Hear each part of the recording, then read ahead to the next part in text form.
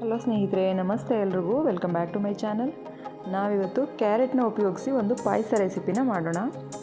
ನೋಡಿ, ಕ್ಯಾರೆಟ್ ಕೀರು ಇದು ತುಂಬ ಚೆನ್ನಾಗಿರುತ್ತೆ. ಟೇಸ್ಟ್ ಕೂಡ ಅಷ್ಟೇ ತುಂಬ ಚೆನ್ನಾಗಿರುತ್ತೆ. ಬೇಗ ಕೂಡ ಮಾಡ್ಕೋಬೋದು ಹಬ್ಬಗಳಲ್ಲೆಲ್ಲ. ಬನ್ನಿ, ಇದಕ್ಕೆ ಏನೇನು ಬೇಕು ನೋಡೋಣ. ನಾನು ಇದಕ್ಕೆ ಅರ್ಧ ಲೀಟರ್ ಹಾಲು, 2 ಕ್ಯಾರೆಟು, 1 ಕಪ್ ಸಕ್ಕರೆ, 1 ಕಪ್ಪು ಶಾವಿಗೆನ ತೊಗೊಂಡಿದ್ದೀನಿ, ಸ್ವಲ್ಪ ದ್ರಾಕ್ಷಿ ಗೋಡಂಬಿನ ತೊಗೊಂಡಿದ್ದೀನಿ. ಇಷ್ಟಿದ್ರೆ ನಾವು ತುಂಬ ರುಚಿಯಾದ ಒಂದು ಪಾಯಸನ ಮಾಡ್ಬೋದು. ನಾನಿಲ್ಲಿ ಸ್ಟವ್ ಆನ್ ಮಾಡಿ ಒಂದು ಬಾಣಲಿನ ಇಟ್ಕೊಂಡಿದ್ದೀನಿ. ಅದಕ್ಕೆ 2 ಸ್ಪೂನ್ ಆಗೋಷ್ಟು ತುಪ್ಪನ ಹಾಕ್ಕೊಂಡಿದ್ದೀನಿ. ಅದಕ್ಕೆ ನಾವು ತೊಗೊಂಡಿದ್ವಲ್ಲ ಸ್ವಲ್ಪ ದ್ರಾಕ್ಷಿ ಗೋಡಂಬಿ, ಒಂದು 10 ದ್ರಾಕ್ಷಿ 10 ಗೋಡಂಬಿನ ತೊಗೊಂಡಿದ್ದೀನಿ. ನೀವು ಇದಕ್ಕೆ ಬೇರೆ ಡ್ರೈ ಫ್ರೂಟ್ಸ್ ಬೇಕಂದ್ರೂ ಹಾಕೋಬೋದು.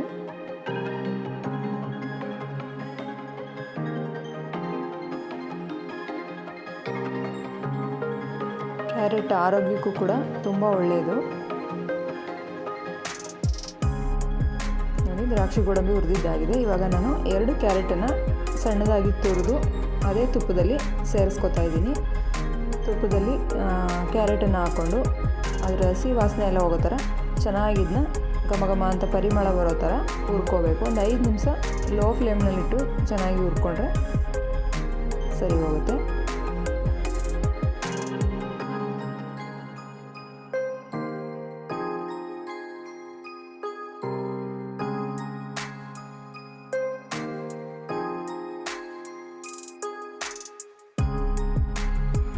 ಇವಾಗ ಕ್ಯಾರೆಟು ಹುರಿದಿದ್ದಾಗಿದೆ. ಇಷ್ಟಾದರೆ ಸಾಕಾಗುತ್ತೆ.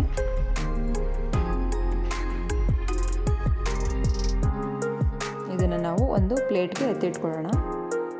ನಾನಿಲ್ಲಿ ಇನ್ನೊಂದು ಪಾತ್ರೆನ ಇಟ್ಕೊಂಡಿದ್ದೀನಿ ಪಾಯಸ ಮಾಡ್ಕೊಳ್ಳೋದಕ್ಕೆ. ಇದಕ್ಕೆ ಒಂದು 4 ಸ್ಪೂನ್ ಆಗೋಷ್ಟು ತುಪ್ಪನ ಹಾಕ್ಕೊಂಡಿದ್ದೀನಿ. ಇದಕ್ಕೆ 1 ಕಪ್ಪು ಶಾವಿಗೆ ತೊಗೊಂಡಿದ್ನಲ್ವ ಅದನ್ನು ಹಾಕೋತಾ ಇದ್ದೀನಿ. ನೀವು ಬೇಕಿದ್ರೆ ರೋಸ್ಟೆಡ್ ಶಾವಿಗೆ ಸಿಗುತ್ತೆ, ಅದನ್ನು ಕೂಡ ತೊಗೋಬೋದು. ಇದು ಒಂದು ನಾರ್ಮಲ್ ಶಾವಿಗೆ, ಹಾಗಾಗಿ ಇದಕ್ಕೆ 4 ಸ್ಪೂನ್ ತುಪ್ಪನ ಹಾಕ್ಕೊಂಡು ನಾನು ಶಾವಿಗೆನ ಚೆನ್ನಾಗಿ ಫ್ರೈ ಮಾಡ್ಕೊಳ್ತಾ ಇದ್ದೀನಿ. ಉರಿನ ಕಡಿಮೆ ಇಟ್ಕೊಂಡು ಚೆನ್ನಾಗಿ ಇದನ್ನು ಹುರ್ಕೋಬೇಕು. ಸ್ವಲ್ಪ ಕಲರ್ ಚೇಂಜ್ ಆಗೋ ಥರ ಶಾವಿಗೆನ ಹುರ್ಕೋಬೇಕು.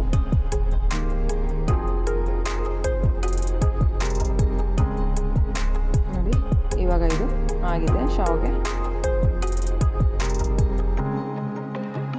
ಇದಕ್ಕೆ ನಾನು ಅರ್ಧ ಲೀಟರ್ ಹಾಲು ತೊಗೊಂಡಿದ್ನಲ್ವ, ಅದರಲ್ಲಿ ಒಂದು 3/4 ಭಾಗ ಆಗುವಷ್ಟು ಹಾಲನ್ನು ಸೇರಿಸ್ಕೊತಾ ಇದ್ದೀನಿ.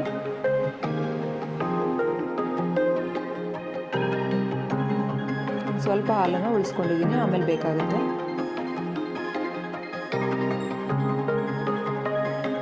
ಈ ಥರ ಒಂದ್ಸರಿ ಹಾಲು ಮತ್ತು ಶಾವಿಗೆನ ನೀಟಾಗಿ ಮಿಕ್ಸ್ ಮಾಡ್ಕೋಬೇಕು. ಈ ಕಡೆ ನಾನಿಲ್ಲಿ ಮಿಕ್ಸಿ ಜಾರ್ನ ತೊಗೊಂಡಿದ್ದೀನಿ. ನಾವು ತುಪ್ಪದಲ್ಲಿ ಕ್ಯಾರೆಟ್ನ ಹುರ್ಕೊಂಡಿದ್ವಲ್ಲ ಅದನ್ನು 2 ಪಾರ್ಟ್ಸ್ ಆಗಿ ಡಿವೈಡ್ ಮಾಡ್ಕೋತೀನಿ ನಾನು. ಇದರಲ್ಲಿ ಅರ್ಧನ ನಾನು ಮಿಕ್ಸಿ ಜಾರ್ಗೆ ಹಾಕೋತಾ ಇದ್ದೀನಿ. ಅದಕ್ಕೆ ನಾವು ಸ್ವಲ್ಪ ಹಾಲು ಉಳಿಸ್ಕೊಂಡಿದ್ವಲ್ಲ ಅದನ್ನು ಕೂಡ ಸೇರಿಸ್ಕೊತಾ ಇದ್ದೀನಿ. ಇದಕ್ಕೆ ನಾನು 2 ಏಲಕ್ಕಿನೂ ಹಾಕ್ಕೊಂಡಿದ್ದೀನಿ. ಇದನ್ನು ನೈಸಾಗಿ ರುಬ್ಕೊಂಬರ್ತೀನಿ. ನೋಡಿ, ಫೈನ್ ಪೇಸ್ಟ್ ಆಗಬೇಕಿದು. ನೀಟಾಗಿ ಈ ಥರ ರುಬ್ಕೊಂಡಿದ್ದೀನಿ. ಮತ್ತು ನಾನು ಇನ್ನೂ ಅರ್ಧ ತುರಿದಿರೋ ಕ್ಯಾರೆಟ್ ಇತ್ತಲ್ವ, ಅದನ್ನು ಹುರಿದಿದ್ನಲ್ವ, ಅದನ್ನು ಶಾವಿಗೆ ಮತ್ತು ಹಾಲು ಬೇಯ್ತಾ ಇರುತ್ತಲ್ವ, ಅದು ಅರ್ಧ ಬೆಂದಿದ್ದಾದಮೇಲೆ ಈ ಕ್ಯಾರೆಟ್ನ ಸೇರಿಸ್ಕೊಂಡಿದ್ದೀನಿ.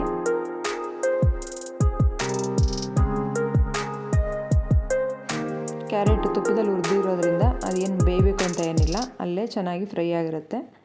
ಒಂದು ಸರಿ ಈ ಥರ ಹಾಕಿ ಜೊತೆಗೆ ಮಿಕ್ಸ್ ಮಾಡ್ಕೊತಾ ಇದ್ದೀನಿ.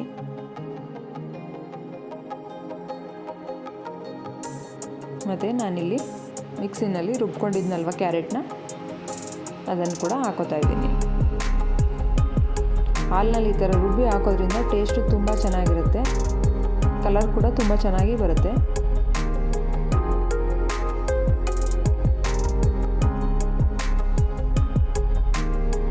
ರುಬ್ಬಿ ಹಾಕೋದ್ರಿಂದ ಪಾಯಸ ಕೂಡ ಥಿಕ್ನೆಸ್ ತುಂಬ ಚೆನ್ನಾಗಿರುತ್ತೆ. ಕ್ಯಾರೆಟ್ ಆರೋಗ್ಯಕ್ಕೂ ಕೂಡ ತುಂಬ ಒಳ್ಳೆಯದು. ಅದರಿಂದ ಈ ಥರ ಪಾಯಸ ಮಾಡ್ಕೊಂಡು ತಿಂದರೆ ತುಂಬ ಚೆನ್ನಾಗಿರುತ್ತೆ. ಹಬ್ಬಗಳಲ್ಲೆಲ್ಲ ಏನಾದರೂ ಸ್ಪೆಷಲ್ ಸ್ವೀಟ್ ಮಾಡಬೇಕು ಅಂದಾಗ ಇದನ್ನು ಮಾಡಿಕೊಂಡ್ರೆ ಚೆನ್ನಾಗಿರುತ್ತೆ. 1 ಕಪ್ಪು ಸಕ್ಕರೆನ ಸೇರಿಸ್ಕೊತಾ ಇದ್ದೀನಿ. ಮತ್ತು ನಾವು ದ್ರಾಕ್ಷಿ ಗೋಡಂಬಿನ ಹುರಿದಿಟ್ಕೊಂಡಿದ್ವಲ್ಲ ಅದನ್ನು ಕೂಡ ಸೇರಿಸ್ಕೊತಾ ಇದ್ದೀನಿ. ಇದೆಲ್ಲನೂ ಸೇರಿಸಿ ಒಂದ್ಸರಿ ಚೆನ್ನಾಗಿ ಮಿಕ್ಸ್ ಮಾಡ್ಕೋಬೇಕು. ಪಾಯಸ ಏನಾದರೂ ಇನ್ನೊಂದು ಸ್ವಲ್ಪ ಗಟ್ಟಿ ಆಯಿತು ಅಂತ ಅನಿಸಿದ್ರೆ ಒಂದು ಅರ್ಧ ಲೋಟ ನೀರು ಬೇಕಿದ್ರೆ ಸೇರಿಸ್ಕೋಬೋದು. ಇದಕ್ಕೆ ಒಂದು ಪ್ಲೇಟ್ ಮುಚ್ಚಿ ಒಂದು 5 ನಿಮಿಷ ಕುದಿಸ್ಕೋತೀನಿ. ನೋಡಿ, ಇವಾಗ ಪಾಯಸ ರೆಡಿಯಾಗಿದೆ.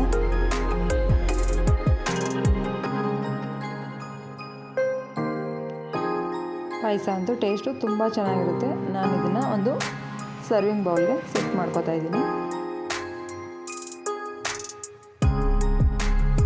ನೀವು ಕೂಡ ಮನೆಯಲ್ಲಿ ಟ್ರೈ ಮಾಡಿ ಹೇಗಿತ್ತು ಅಂತ ಕಮೆಂಟ್ ಮಾಡಿ ತಿಳಿಸಿ.